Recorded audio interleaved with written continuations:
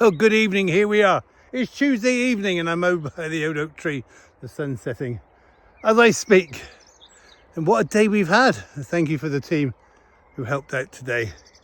It started off with a very interesting rush hour when my naughty goat knocked over the camera. Didn't get a run for George in, but it was a good day because we managed to get out and I went off to see the bluebells of Westwood. And it brought back lots of memories. And I think one of the reasons I take a lot of photographs is like my it's my diary. And I remember 25 years ago in the same place, walking the same route as I did with my mum of a lovely evening when I went up with Ellie and my daughter Cara. And we enjoyed, my mum was very smart, she was all dressed up. And she'd never seen the Westwood bluebells in her life. And she was, I don't know, I'm trying to work it out. I suppose she must have been 60, 70. But she saw it for the first time, and sadly that was the last time she got to see it. She passed away. Yes, sadly, not many years after retiring with my dad. But that's a long story. But lots of lovely memories, and it was good to go there. I went to Marlborough, lots of memories there of helping with the jazz festival, going to the Marlborough Town Council, working with Dawn, and seeing the mayor. Oh, it was so many memories. And there's a funny, I was saying yesterday that 11 years ago we started and we had some bees, a swarm, and Graham, our beekeeper, came down and rescued them. And would you believe, when I come back, Julia next door was waiting in a track. Chris, there's a swarm of bees actually in the apple tree, no more than about 5-6 feet, probably 6 feet off the ground.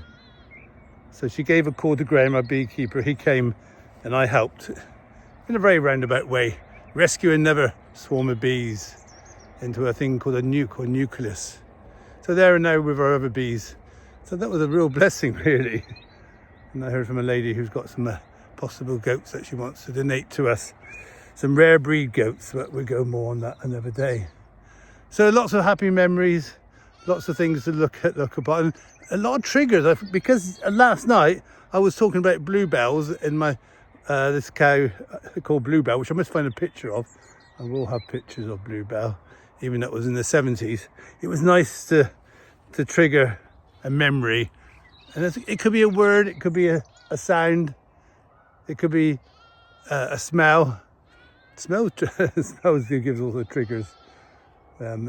Nice smells and not so nice smells. I'm hearing a little one down here. There's Velcro pumpkin and there's squirrel, and somewhere there's Oreo around here as well. I think Oreo's with me as well, and a few sheep. So a lot of triggers.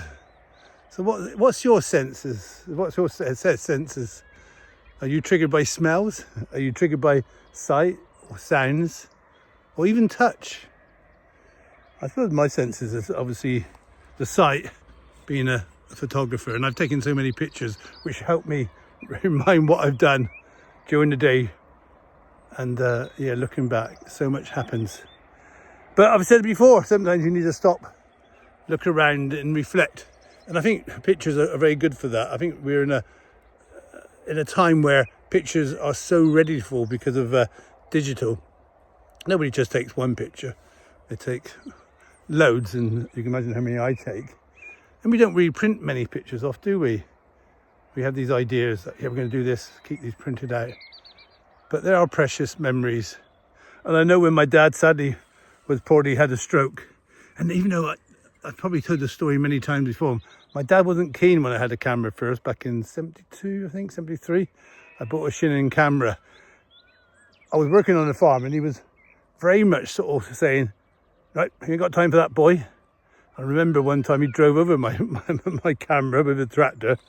But in those days, like most things, were built to last. And it put a dent in it, but it didn't stop me from taking photographs. And in later life, when he had a stroke and his ability to talk was very limited to several words. One I cannot pronounce, I cannot speak out. It's yes, no, and something else. And he would get very confused. But showing him some pictures of the past, the pictures I took of Mum, the family, the animals. It just brought us a real sense of calm about him. And I quite often would come out in the morning and record the birds singing. I go to the hospital and play that sound. And then, okay, that's me. Maybe I've got too much media, but it does have a meaningful, and I think it will bring inspiration to a new generation when they see it. Raw footage of me, my animals, my friends, and some of the crazy things we did, which you probably would not get around to do now because of health and safety. But anyway, I need to go and feed my peacocks who are making a noise. Owl, the alpaca. I can see. Whenever he's going to come over here, I can see my owl just going out into the field. Wow, I wish you were with me. It's just a spectacular sight of an owl. I get easily distracted. Anyway, I must go because my animals are awake and I need to sit down and just reflect on the day when I returned to the Westwoods. Happy memories of my mum. Thank you for watching and listening to me. I do ramble on, but I've had a life, a long life, a lot of ramblings and lots of more to go away. So Oreo, Velcro pumpkin, and of course a little squirrel down there. We're going to go back in and say those magical words. Night night. Love you more.